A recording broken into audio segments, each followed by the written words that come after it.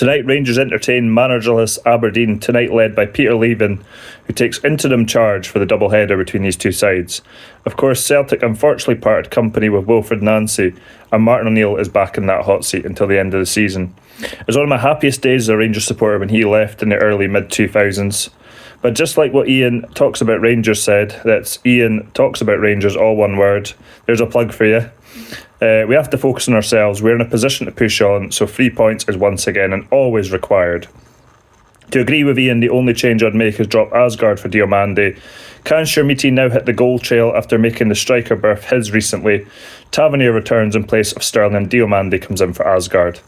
Tavernier whipped in an early free kick from deep. Mitov looked like he had it, but then spilled it, but Raskin was denied.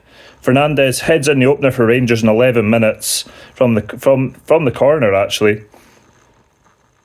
Mitov just falls over.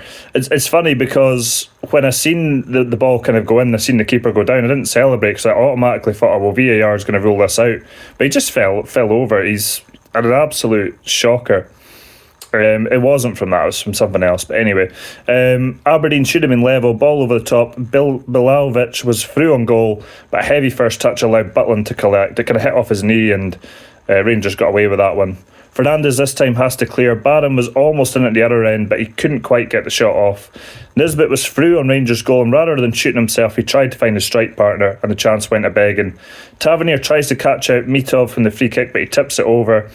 And in the second attempt with the corner, Raskin heads in goal number 2 from the second goal on 41 minutes. Again, Mitov shocking. The ball was headed straight at him. However, had that not been a goal, Rangers would have surely got a penalty because Fernandez's shirt was pulled and he was dragged to the ground. Raskin should have had a goal number 3 from the Tavernier free kick, but he headed it over. May have been offside anyway. I was very happy with the Rangers press in that first half. A few worrying moments at the back, but we weren't punished. In the second half, Asgard came on for Moore. Raskin with an effort from range, saved by Mitov. Tavernier high and wide from 25 yards. Miovski and Sterling coming on, Chermiti coming off, and Suter. Chermiti wasn't afforded the opportunity to score tonight, but another good shift from him. Asgard gets an effort away, but he was denied.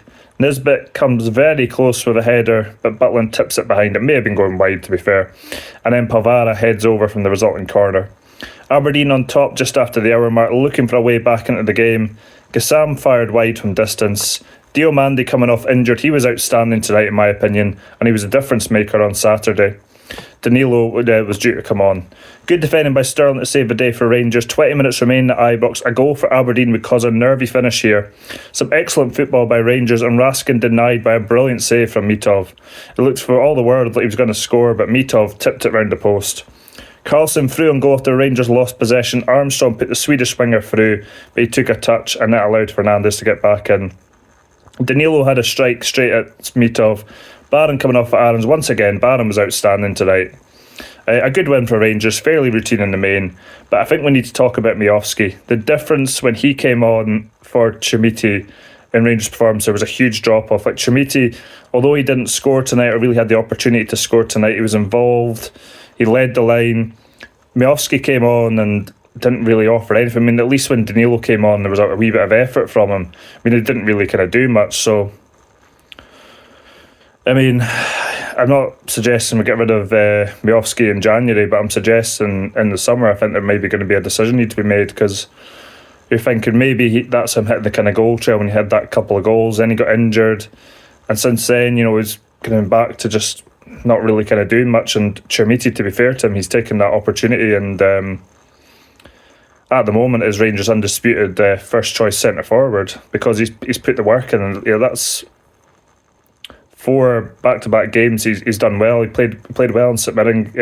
Played well in the Motherwell game. He was outstanding in the St Mirren game. Scored a couple of goals in the Old Firm, and I think he had a good performance. As I say, I'd never seen that game, and I thought he was good tonight as well. So yeah. Apparently Rangers are close to a couple of signings, so we'll wait and see if there's any movement on that before the second game of this double-header on Sunday, which is a kind of 4:30 kickoff, which is a bit of a strange time. If it even goes ahead with the way the weather is, I mean, who knows, it might get called off. I mean, hopefully not. Don't want to have a situation like before where we're so many points behind them with games in hand. You'd rather have points on the board. Anyway, that's it for me for tonight.